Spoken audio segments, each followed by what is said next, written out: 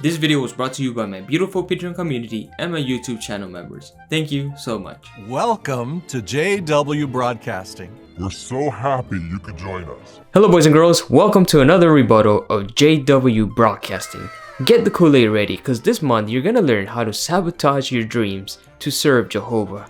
And stick around till the end, cause we're gonna be covering a new cartoon propaganda. Yeah, it's about to get culty. You know, as always, we're doing the cringe challenge, so if you cringe, you lose. And when you cringe, let me know the exact moment you lost it. Are you ready? Let's get into it. Our theme this month is Keep Seeking Great Things for Jehovah. The talk of this month is all about Beric, a rather obscure character in the Bible. He was Jeremiah's secretary, helping him write his messages of judgment to the people of Israel. Watchtower loves to use the story of Beric to encourage their young people to pursue spiritual goals instead of pursuing academic goals. Watchtower treats Beric as a proto-Jehovah's Witness, someone who sacrificed his personal freedom in order to serve Jehovah, and this allowed him to survive the destruction of Jerusalem. If you want to survive Armageddon, you have to do the same. Now Joe Dillinger, who has now jumped in the beard bandwagon, will tell us what other lessons we can learn from Beric. Lesson number 1, be humble and obedient. Beric served as Jeremiah's personal secretary. The two worked closely together for some 18 years, including after the destruction of Jerusalem in 607 BCE. That was certainly a special privilege of service during a very challenging time. What happened next? Brothers and sisters, Beric was happy to support Jehovah's work and to do whatever was asked of him. He did not let his family status or personal goals distract him. Because he was humble, he put Jehovah's will first in his life. There you go. Don't allow your personal goals to stop you from doing whatever we ask you to do. What happened next? Lesson number 2, stop seeking great things for yourself. Jehovah's always right. My desires got the better of me, and I was so distressed. But Jehovah's kindly telling me, Beric, be realistic. A divine judgment is coming. Everything that seems so stable will be uprooted. Material things, property, money, or a prominent career, it's all temporary. Seeking those things is dangerous. Joel, I think the guys at the governing body are the ones who should be listening to this talk. They're the ones who have been amassing property and wealth, and so close to Armageddon too. Jehovah wants me and others to survive the coming calamity. And that's what I want. I need to get back to seeking great things for Jehovah. Why does Jehovah need you to seek great things for him? Like, isn't he already all powerful? Oh wait, he actually means great things for the organization. Same thing. And though many others died during the catastrophic destruction of Jerusalem, Beric and Jeremiah survived. Beric's humble response to Jehovah's counsel saved his life.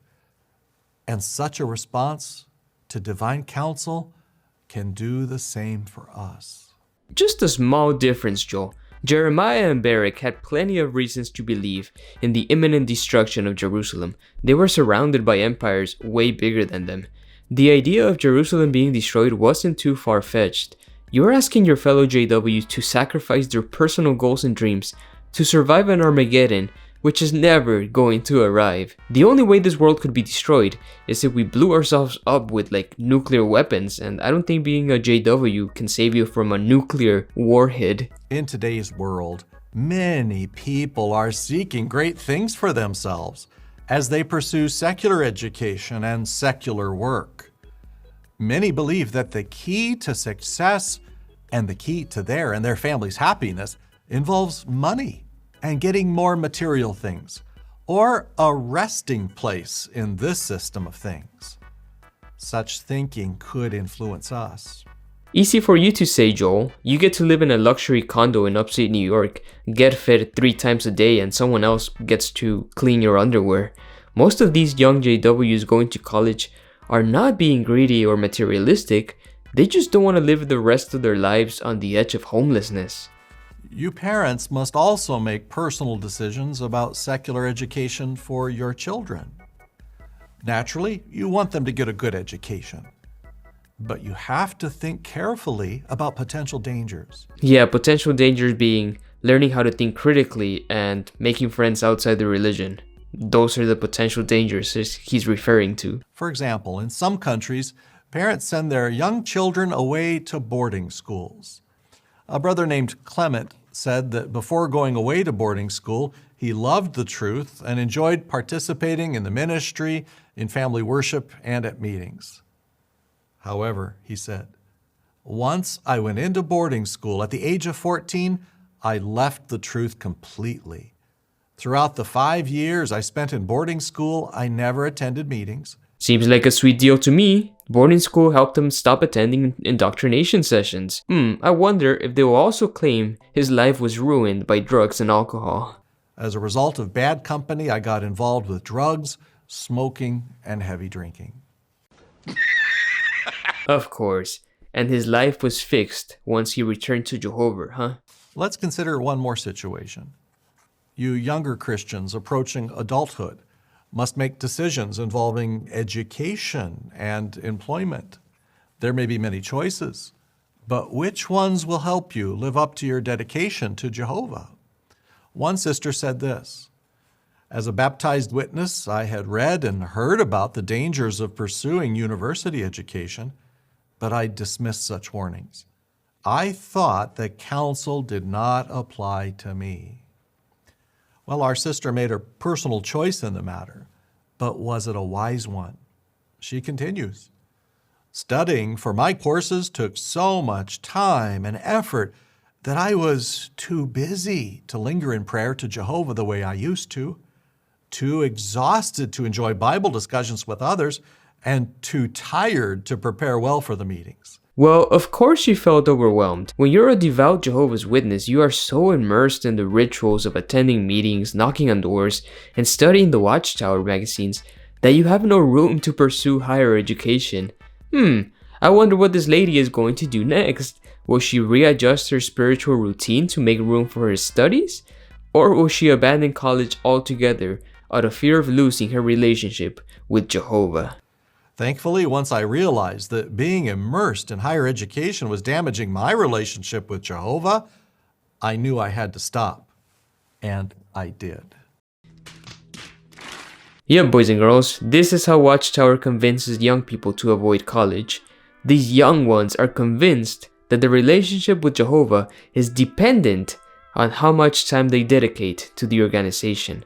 Why spend your best years in college when you can spend them out in field service, saving people right before the arrival of the end? In Satan's system of things, we will face challenges that test our determination to put Jehovah's will first in our lives. Like Beric, personal desires could distract us. If that ever happens, we need to take quick action to correct our viewpoint, as did Beric. Don't allow your personal desires to take time away from your service to us. To Jehovah. Listen, obey, and be blessed. And never forget, as we continue to seek great things for Jehovah, He'll continue to do great things for us and our families. Yes, it's His blessing that makes us truly rich, and He adds no pain with it. I don't know, man. I think it is really painful to sabotage your college education and career opportunities, only to realize that you have been lied to once you're old and without a penny to your name. These cult leaders just ooze with hypocrisy, while Watchtower seeks great things for itself by using educated members like lawyers, engineers, and real estate agents to expand their wealth and properties. They ask the rank and file to sacrifice their financial security in the name of the religion. It would almost be comical if it wasn't destroying so many lives. Also, I need to comment on this. Joe's way of speaking is so infantile, like he's talking to first graders. I know that's the case with most governing body members, but their helpers are usually better at speaking than this. They just get more and more infantilizing as time goes on.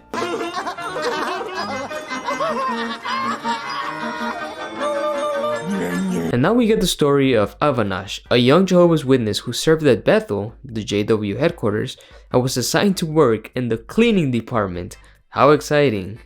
I was pioneering, and I decided to apply for Bethel and was accepted. And my assignment was to do cleaning. And from my background, that kind of work, it was something that was looked down on. It's not something you would choose to do. I was used to an environment where if you did well, you could move to the next step and you'd be recognized for it. And this was the case for me, that I derived so much value from these external things, these privileges, and being set apart from others. I thrived on that commendation, both at work and in the congregation. So when you don't get it, then you feel lost a little bit. Other brothers were getting more recognition. And that just played in my head a little bit. Bethel is always painted by Watchtower as this sort of mini paradise where its members work in perfect harmony for Big J, but Bethel functions just like any other company. There's favoritism and even some nepotism sometimes. You move up the ranks by kissing the ass of the higher-ups. That's it. And when you don't comply with company policy, you're deleted from existence. Avanash could see that some Bethelites were recognized more than others, and that clashed with his preconceptions of Bethel life. The spiritual environment in Bethel has taught me and is teaching me that our value is nothing to do with the privileges that we enjoy.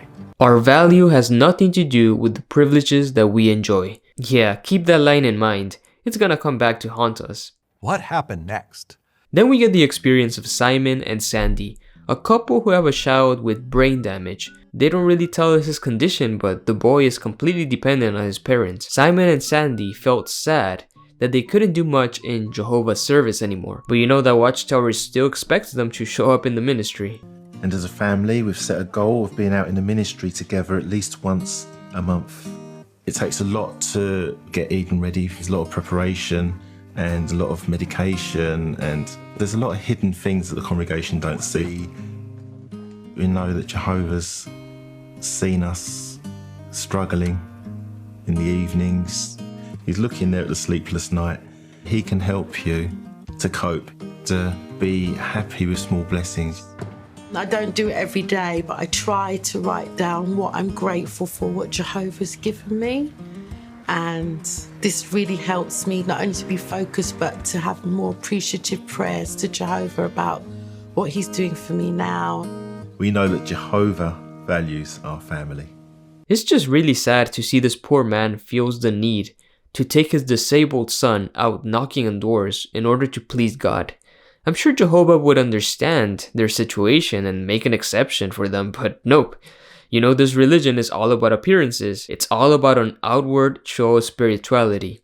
Dressing up your disabled son in a suit and tie and dragging him around the neighborhood for a photo shoot. And I'm not saying this lad should be kept hidden in his house. It's good that his family includes him in their activities.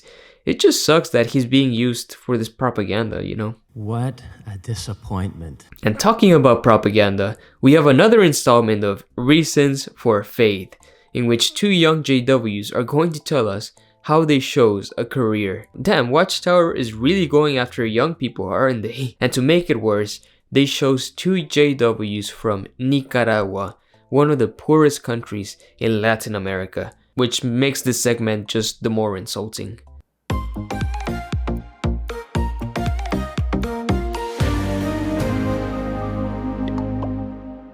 Why was it difficult to choose a career?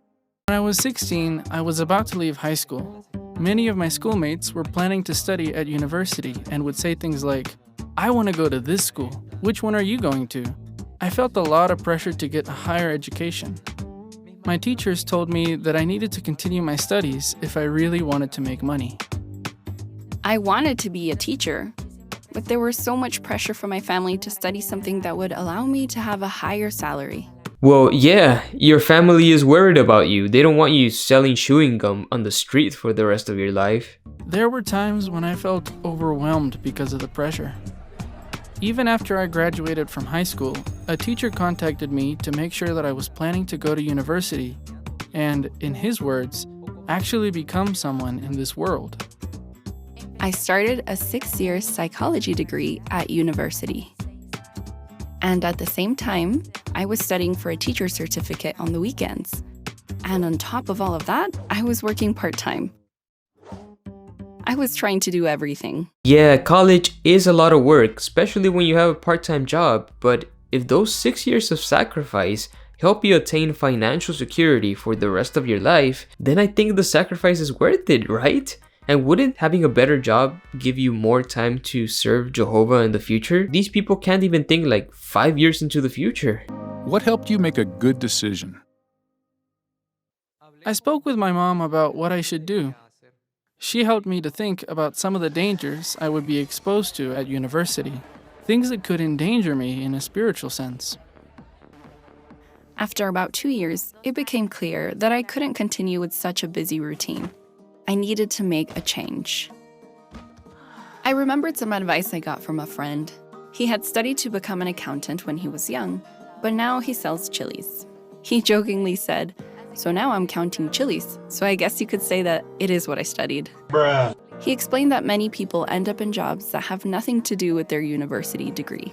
Well, yeah, that is true, but that doesn't mean you should not study something, at least. I never pursued a career in graphic design, but the skills I learned in college still helped me launch this YouTube channel, and I still have the option of going into graphic design in the future. Watchtower loves to quote these examples of people leaving their careers in order to sell stuff in the streets. And you know, there's nothing wrong with being a street vendor, of course, but if you have the opportunity to go to college, why not just take it? That's why our immigrant parents work their asses off to give us the opportunity to find a better life. If you want to spend the rest of your days selling chilies on the streets, go ahead, but you know, at least go to college first. Philippians 1:10 helped me. It says that we should make sure of the more important things. I knew that finding a job was important, but it was more important that I had time for Jehovah. I've always loved Jehovah's promise at Matthew 6:33, where he says that he will make sure we have what we need if we keep seeking first the kingdom and his righteousness. Girl, what if what you needed was a college degree? What if that was God's way of blessing you and you just tossed the opportunity away? This is awful to see. I had already seen this promise come true in my life, so I trusted that Jehovah would continue to provide for me. I knew that if I studied at university, I would be losing valuable time during my youth. Bro, it's not time lost, it's time invested. Time that I could be using for Jehovah. How can you even reason with people like this? It's impossible. My father has a barbershop, and he offered to teach me how to be a barber. My parents told me, people will always need a haircut. So even though I knew I wouldn't be making millions as a barber, it was work that would always be in demand. I decided to leave university halfway through my degree and look for part-time teaching work. No! During that time, I prayed so much, asking Jehovah to bless my decision. Ugh, now let's be real, guys. There are plenty of people out there who have been successful without a college degree. That might be your case, but it doesn't mean that's the case for everyone. It's better to have a college degree if you have the ability to get one and not need it than have no degree and just be stuck in a low-paying job forever. But since the guys who produce these videos are living in an ivory tower away from society, they would never know the struggles of putting food on the table in this day and age. They're just so out of touch. What happened next? Next, we have another installment of Our History in Motion, in which Watchtower proudly portrays their history of failed prophecies. Last month, we saw how JWs in the 1920s shared Rutherford's promise that millions now living will never die, only to see their entire generation grow old and die. And in this month, we hear the story of missionaries, JWs who are sent to a foreign land to spread the message of Jehovah. Now, I have to be real. When you're a believing Jehovah's Witness, the prospect of traveling to a foreign land to make converts can be very exciting. At least more exciting than knocking on doors in your own overworked territory. Because that's the most exciting thing you can do in this religion. You know, work for free in a foreign country. The success of these missionaries varies wildly from country to country. They were very successful in Japan, for example, but in India, the most populous country in the world, there are only 50,000 publishers today, which after 100 years of preaching in the country is a really embarrassing number. Talking about embarrassing, now we have come to the worst part of the broadcast, a talk with David Splain, the snakiest member of the governing body. Snaky? Is that a term? If not, let's make it one, because Splain just comes off as the most disingenuous liar in the governing body. Like, he knows it's all bullshit deep down. I don't know, he gives me the ick, he really does. Alright, Splain, take it away. After 20 years of marriage, Isaac and Rebekah finally had 2 sons, Esau and Jacob. And we know that Esau was the firstborn. And as the Watchtower pointed out this week, in patriarchal times, at the death of the father, why the firstborn took the lead in the family. He was the one who conducted family worship. And he served as a sort of priest. It's crazy how Splain applies modern Jehovah's Witness lingo to Bible characters. Isaac conducted family worship? No, he didn't. Your concept of family worship didn't exist back then. Well, Rebekah loved the one Jehovah loved most, Jacob. Isaac loved Esau, even after Esau had married out of the truth twice. Ooh, there's another JW term. Marrying out of the truth, aka marrying an unbeliever. So Rebekah loved Jacob more because Jacob didn't marry foreign women. Yeah, got it. Well, some in full-time service have a brother or sister who isn't doing very well in the truth, and yet he or she is the favorite. Go figure. Even parents in the truth don't always love the one Jehovah loves most. My jaw absolutely dropped in this bit. I just have no words. So Jehovah loves pioneers more than he loves those not doing well in the truth? Last time I checked, God loves all his children equally. He just said in this broadcast that our value has nothing to do with the privileges that we enjoy. Our value is nothing to do with the privileges that we enjoy. So why are you claiming that God loves pioneers more than non-pioneers? For a second-year viewer, put yourself in the shoes of a Jehovah's Witness. You've been struggling with your faith, you missed a few meetings, but you're still trying your best to please God. And then this snake comes along and tells you that because you're not a pioneer, Jehovah doesn't love you as much.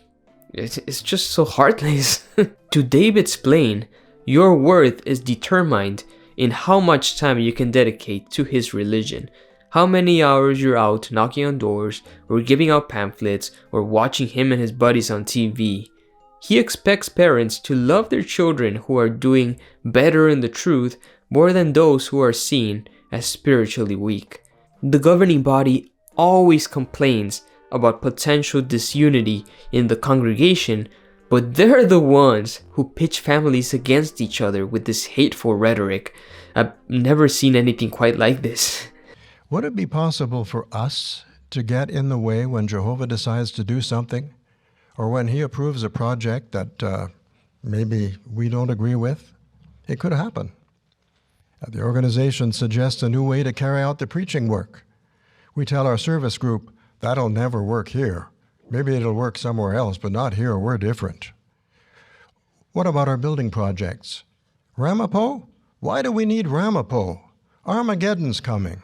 Yes, Splain. That's what we've been telling you for years. What's the point of building a massive movie studio when Armageddon is just around the corner? Especially considering that you already produce, semi-decent movies. At least they're good in like a production quality sense. None of us are professional actors. What the hell do you need another studio for? See, this shows you this man is not stupid. He's well aware of the concerns raised against him and his buddies, the logical inconsistencies, but he just chooses to ignore them. How dare you question the organization by raising up legitimate points? In the late 40s, when the decision was made to expand world headquarters at 124 Columbia Heights, a few of the brothers took a dim view. Why spend the time and the money so close to the end? Then in 1953, at the business meeting of the Watchtower Society, Brother Noah read a letter from a sister. Now, just for context, this is 1953. And in those days, as I well recall, some thought that Armageddon was going to come 40 years from 1914. We were doing a lot of counting back then. Wow, just wow, man. What a disingenuous excuse of a human being. Some JWs thought that the end was just around the corner? I wonder where they got that idea from. Maybe from Rutherford himself, who claimed that his generation would not pass away before Armageddon? You are the ones who convinced your followers that the end is near. Then when the end doesn't come, and your followers rightly wonder what happened, you just put up your hands in the air and say, oh, well, it's your fault for believing what we told you. It's awful. And just notice the condescending way he speaks about this woman. So this sister writes to Brother Noor and says, why are you spending all this money on building projects when Armageddon could come in 1954? Well, if we'd listened to her and others like her, where would we be today? Still back at 124 Columbia Heights. Oh yeah, good thing we didn't listen to that peasant. Good thing we didn't buy into our own bullshit. Fuck off, Splain. This man is probably in his 70s by now. He knows that the organization was the one that riled up Jehovah's Witnesses with promises of Armageddon. He saw the decade of 1975 when the organization strongly suggested that the end was coming in that year. And when 1975 came and went, they blamed their followers for being so gullible. And not only that, this man had the audacity to revise the generation teaching by extending the Armageddon deadline by a couple of decades. Just bullshit upon bullshit. It never ends. And when Splain's overlapping generation comes and goes, long after his lousy ass is 6 feet under, you can be sure there will be new governing body members to scold their followers for treating the idea of Armageddon seriously. Speaking about our building programs, Brother Noor once made a very profound statement. It's simple, but it's profound. He said, we're going to keep building. Let Jehovah stop it if he doesn't agree with it. I think he could do that, couldn't he?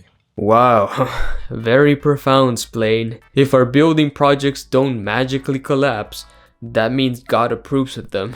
Makes sense to me. Now, sometimes a body of elders has a lively discussion about some project or initiative. Maybe it's the need for a new kingdom hall. And we may have our concerns. We may have reservations.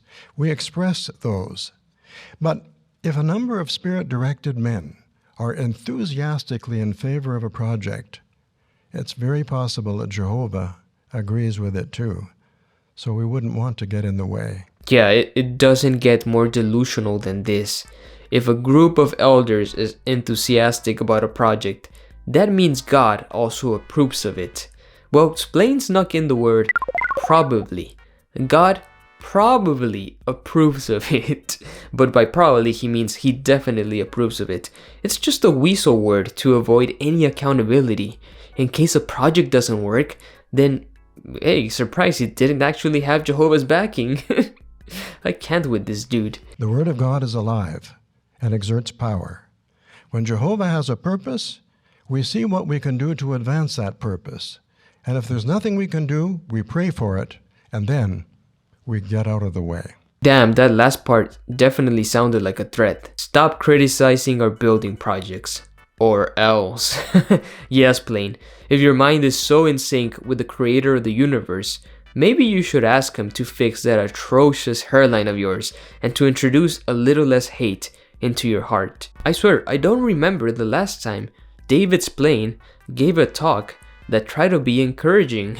Whenever he shows up in the screen, he's just complaining about something. Unbelieving women, apostates, his own brothers and sisters. He just seems like an awful person, and unlike him, I'm not gonna pretend to read hearts, but this man just gives off really bad vibes. Like, he's a snake. There's no other way to put it. It's very possible that Jehovah agrees with it too. So we wouldn't want to get in the way. It is truly faith-strengthening to know that nothing can stop the advancement of Jehovah's purpose and the many good gifts he has in store for us. Oh no, there's no need to stop Jehovah's purpose, because there's no such thing. Jehovah's purpose only exists in the mind of your overlords, and they do a perfectly fine job of sabotaging their own projects. All I have to do is sit back and watch. There has to be at least some JW parents watching this talk and thinking, The Bible never tells us to love one child over the other. What is this lunatic smoking? Yeah, keep talking, Splain. The more you talk, the more people you wake up from this cult. This month's music video gives us something else to look forward to. Life on a paradise Earth. It's called It Won't Be Long. Ooh, is this the new version of Just Around the Corner? Time keeps on ticking, the years seem to fly. I'm not getting younger from pain I can't hide, but I know, it won't be long. Jehovah's will be done in all the earth. It won't be long. It won't be long, and then they jump to this kid becoming an old man. How's that for won't be long? When I look at this world and the days we're in, the time is reduced, it is clear, my friend, yes I know. This man probably lived through like the Korean War. How are some street protests any worse than that? How does this show that the end is near? Safe I know I will be, and I will wake up tomorrow and life will be new. The kingdom has come and forever its rule over us will bring peace. It won't be long. Hey, where are all the pandas? Yep, just another paradise video in a long list of paradise videos. People smiling, wild animals coexisting, no meat to be found anywhere. You meaning to tell me that there won't be Korean barbecue in paradise? What kind of paradise is that? No thanks, just destroy me in Armageddon. Why is Jehovah taking so long? And we also have a short cartoon. It's about Abigail. Not gonna lie guys, I actually really like this art style now. It's very cute. The funny thing is, this show would not be possible without, animators who had to go to college to animate cartoons. Imagine if these animators would have listened to Watchtower and would have not pursued college education, then this cartoon would not exist. Watchtower itself would not exist without college education. Hey there! Making bread sure is tiring. This reminds me of that time Abigail delivered all that food to a friend. Do you know why she did that? It wasn't just for hospitality. Come on, let's take a look. Abigail was on a mission. She was out to meet David. You see, earlier, David did a very good thing. He protected a flock of sheep, even though they weren't his. Those sheep belonged to Abigail's husband, Nabal. He was a rude and senseless man. In exchange for protecting Nabal's sheep, David asked for some food to eat. But Nabal hated to share.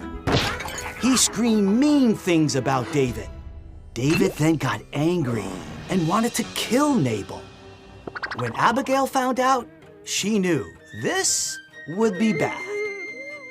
Yeah, this dude knows what David does to his enemies' foreskins. So Abigail acted fast.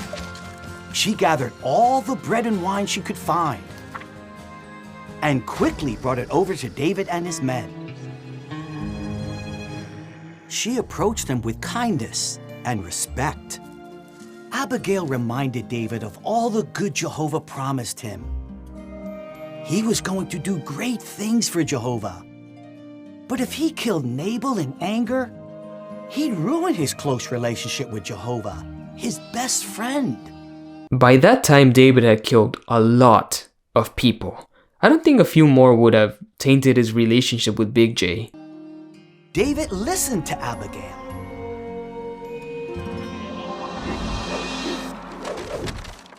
Jehovah's friends help each other avoid bad and do good. But what happened to Nabal, David, and Abigail after that? Read Abigail's story and imagine you were there. I'll save you some time. Jehovah gives Nabal a heart attack, then Abigail becomes one of David's many wives. And she's never mentioned again, I think. The end. From the world headquarters of Jehovah's Witnesses, this is JW. Well guys, that was the broadcast for this month. Let me know the moment you lost the cringe challenge because I love reading your comments. I'm working on some exciting projects for you. I'm working on a review of the horrific Christian cartoon called Finding Jesus. And I'm also working on an extensive history of, how do I explain this? Bedroom things in the Jehovah's Witness world, so keep an eye out for that. As always, thank you so much for watching. We'll catch you on the next video. If you would like to support my work, please head on over to Patreon or become a YouTube channel member. It's only $1 a month and you gain early access to all my videos. Thank you so much. Take it easy guys, have a wonderful day, and stay away from the tower.